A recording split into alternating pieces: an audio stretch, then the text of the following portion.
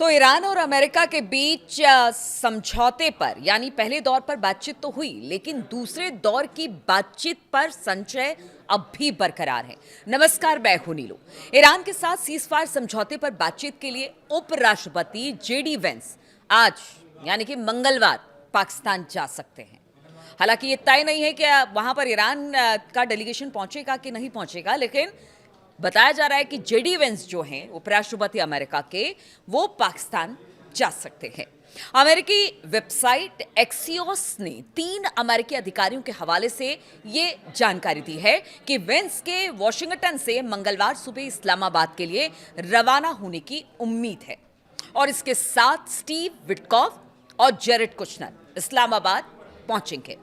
अभी इस बातचीत पर संकट बरकरार है क्योंकि ईरानी डेलीगेशन के इस्लामाबाद आने की पुष्टि अभी तक नहीं हुई है, क्योंकि अगर गालिबाफ की बात की जाए तो उन्होंने कहा कि देखिए, अमेरिका अपनी शर्तों पर बातचीत करना चाहता है, लेकिन ईरान को मंजूर नहीं है। ईरान उनकी शर्तों पर बातचीत नहीं करेगा। ईरान की आप बात माने तो बातचीत होगी, वरना तो युद्ध के लिए हम हमेशा से तैयार थे और आज भी हम यही कह रहे हैं कि युद्ध के लिए तैयार हैं। ये गालिबाफ का बयान है, लेकिन दूसरे दौर की बातचीत के लिए जेडी वेंस बताया जा रहा है कि शायद इस्लामाबाद पहुंच रहे हैं। हालांकि वेंस के आने को ईरान की ओर से इस्लामाबाद आने के संकेत की तरह से देखा जा रहा है, यानी कि अगर जेडी वेंस आ रहे हैं तो ऐसे कयास लगाए जा रहे हैं कि शायद जो ईरानी डेलीगेशन है वो भी आए, यानी अमेरिका और ईरान के बीच में किसी तरह की बातचीत हुई है समझौते को लेकर दूसरे दौर की। और इसी वजह से अगर जेडी वेंस आ रहे हैं तो ये संकेत के तौर पर देखा जा रहा है कि हो सकता है कि बहुत जल्द खबर आ जाए कि ईरान का डेलीगेशन भी इस्लामाबाद पहुंच रहा है। लेकिन अभी इस बात की पुष्टि नहीं हुई है। जेडी वेंस जा रहे हैं, ईरान नहीं जा रहा है, क्योंकि ईरान ने कह दिया है कि आप धमकाकर, डराकर अपनी शर्तों के साथ हमसे बातचीत नहीं कर सकते हैं। अमेरिकी राष्ट्रपति डोनाल्ड ट्रंप ने रविवार को ऐलान किया था कि उनकी टीम ईरान के साथ दूसरे दौर की बातचीत के लिए पाकिस्तान जाएगी। उन्होंने शुरू में वेंस के पाकिस्तान ना जाने की बात कही थी, यानी आप समझिए कि अगर जेडी वेंस वहां जा रहे हैं तो कुछ बड़ा होने वाला है। यानी यहां से लगता है कि दूसरे दौर की बातचीत होगी, इसलिए लोग कयास लगा रहे हैं कि जो ईरान अब तक इस दूसरे दौर की बातचीत में शरीक ना होने की बात कह रहा है, हो सकता है कि जेडी वेंस के जाने के बाद वो भी बातचीत में शरीक हो। क्योंकि रविवार को जब बातचीत हुई थी और ट्रंप ने अपनी बात रखी थी, उस दौरान जेडी वेंस की कोई बात नहीं हुई थी। बाद में व्हाइट हाउस ने साफ किया कि अमेरिकी डेलीगेशन की अगुवाई वेंस ही करने वाले हैं। अमेरिकी डेलीगेशन के पाकिस्तान जाने के दिन में भी बदलाव हुआ।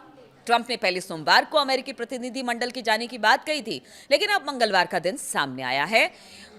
और मंगलवार का दिन इसलिए सामने आया क्योंकि ईरान ने तो साफ कह दिया कि वो दूसरे दौर की बातचीत नहीं करेगा।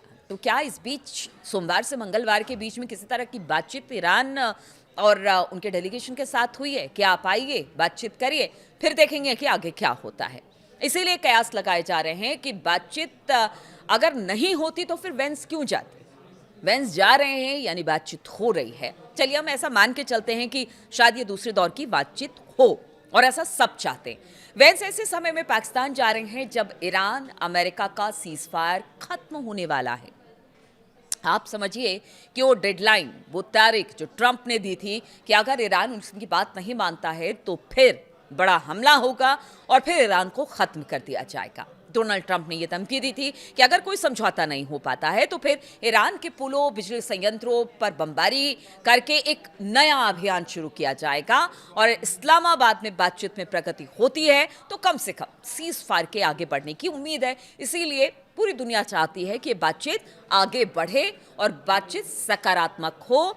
एक बार फिर से जो युद्ध के आसार बनते दिखाई दे रहे हैं, दुनिया नहीं चाहती कि एक बार फिर से यहां पर युद्ध भड़के और फिर यहां पर विनाश लीला देखने को मिले। व्हाइट हाउस ने सोमवार का दिन तेहरान से इस संकेत का इंतजार करते हुए बिताया कि वो अपनी बातचीत करने वाली टीम को इस्लामाबाद भेजेगा। जैसा मैं आपको बता रही थी, 1 दिन का वक्त दिया और उसके बाद जेडी वेंस जा रहे हैं तो यही कहा जा रहा है कि शायद कोई बात बन गई होगी। ईरानी पक्ष में वार्ता में जाने के लिए सहमति नहीं बन पा रही है। माना जा रहा है कि रिवोल्यूशनरी गार्ड की ओर से बातचीत के लिए अमेरिका पर नाकेबंदी खत्म करने का दबाव डाला जा रहा है, यानी कि आईआरजीसी नहीं चाहती है कि किसी तरह का बातचीत हो, और बातचीत हो तो फिर उनकी शर्तों पर हो, और इसीलिए दबाव अमेरिका पर बनाया जा रहा है। देखिए, अमेरिका पर दबाव ईरान बना रहा है, और क्यों ना बनाए, क्योंकि अमेरिका ने कई बार ऐसा हुआ कि बातचीत के दौरान ही ईरान पर हमला किया, इसलिए अमेरिका पर भरोसा ईरान को नहीं है। ईरान और अमेरिका के बीच पाकिस्तान मुख्य मध्यस्थता कर रहा है। मिस्र और तुर्की भी इसमें अपनी अपनी भूमिका निभा रहे हैं। मध्यस्थों ने ईरानी पक्ष से बैठक में शामिल होने का आग्रह किया, यानी ये तीनों देश चाहते हैं कि दूसरे दौर की बातचीत हो और इस बातचीत का कोई सकारात्मक हल निकले। इसीलिए चाहे वो मिस्र हो, पाकिस्तान हो और बाकी तुर्की है, सब चाहते हैं कि बातचीत हो। लेकिन तेहरान की ओर से अमेरिकी रवैये पर सवाल खड़े किए जा रहे हैं। ईरान का कहना है कि धमकी और दबाव से उनको नहीं झुकाया जा सकता है, यानी कोई भी आ जाए, लेकिन धमकी बर्दाश्त नहीं की जाएगी ईरान की तरफ से। उनका कहना है बातचीत आप करिए, बातचीत करिए, अपनी बात रखिए, हमारी बात सुनिए, लेकिन एक तरफा जो दादागिरी है ना ट्रंप की, वो बर्दाश्त नहीं की जाएगी। और इसी बात का दबाव बनाने की कोशिश अमेरिका पर IRGC भी कर रहा है, ईरान कर रहा है कि आप हमारी बात सुनिए। आप एक तरफा अगर ये चाहेंगे कि आप अपनी बात रखें, हम अपनी बात नहीं रखें, तो फिर हम युद्ध के लिए तैयार हैं, और युद्ध के लिए हम हमेशा से तैयार हैं। पाकिस्तान लगातार अमेरिका और ईरान के संपर्क में है। इस दौरान हमने देखा पहले दौर की बातचीत से लेकर अब तक, और इस दौरान व्हाइट हाउस से भी बातचीत हुई है असीम मुनीर की। हमने वो भी देखा था कि किस तरह से वो कोशिश कर रहे हैं कि किसी तरह से बातचीत आगे बढ़े। अमेरिका और ईरान की दूसरी दौर की वार्ता के लिए पाकिस्तान में बड़े पैमाने पर इस वक्त तैयारी चल रही है।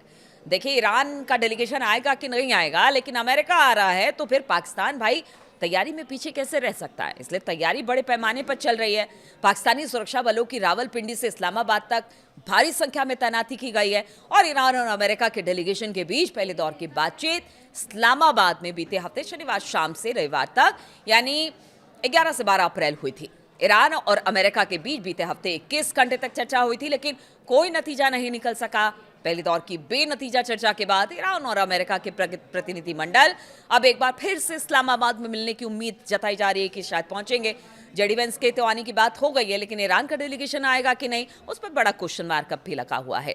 ईरान की ओर से एक बार फिर बाघे गालिबाफ और अब्बास अराक्ची डेलीगेशन का नेतृत्व कर सकते हैं, लेकिन अगर आप समझिए कि अगर गालिबाफ ये कह रहे हैं कि आप दादागिरी नहीं करिए, धौंस दिखाकर आप बातचीत नहीं करिए, उन्होंने ऐलान कर दिया है कि हम युद्ध के लिए तैयार हैं, आइए युद्ध करिए हमसे, तो अब उसी डेलीगेशन का जो नेतृत्व है यही दोनों कर रहे हैं। तो अब देखना होगा बातचीत कितनी सकारात्मक रहती है, क्योंकि पहले दौर की बातचीत के बाद अमेरिकी जो जहाज था, खबर आपने भी देखी होगी कि किस तरह से उन्होंने ईरानी जहाज पर फायरिंग की और चिताने की कोशिश की, फिर ईरान ने भी अमेरिकी वॉरशिप पर हमला किया। तो देखिए, ये जो आग है ना धीरे धीरे सुलग ही रही है। माहौल जो है अब भी टेंशन भरा है। जिस तरह से अगर अमेरिकी नाकेबंदी की बात की जाए, ईरानी जहाज को गुजरने नहीं दिया जा रहा, उनको पकड़ लिया जा रहा है, गोलीबारी की जा रही है। इधर हॉर्मुज का कहना है कि देखिए, ईरान का कहना है कि हॉर्मुज हमारे संप्रभुता के अधीन आता है, तो यहाँ पर हमारा अधिकार है और कोई ये अधिकार नहीं छीन सकता है, इसलिए वहाँ पर माइंस बिछाई गई है और लगातार जहाज़ों को भी रोका जा रहा है। तो ऐसे में दूसरे दौर की बातचीत की जो बात हो रही है, और अमेरिका जो बातचीत करने के लिए बिल्कुल रेडी बैठा हुआ है, तैयार बैठा हुआ है, जेडी वेंस इस्लामाबाद जा रहे हैं, लेकिन ईरान की तरफ से कोई संकेत अभी नहीं है। अब देखना होगा कि दूसरे दौर की वार्ता क्या जो नियत समय था उसी पर होती है, या फिर यहाँ से ये आगे बढ़ता है। और अगर बातचीत नहीं होती है तो ट्रंप जो धमकी दे रहे हैं, क्या एक बार फिर से युद्ध शुरू हो सकता है? इस पर लगातार हमारी नजर बनी रहेगी। बहुत बहुत शुक्रिया मेरे साथ इस वीडियो में शामिल होने के लिए।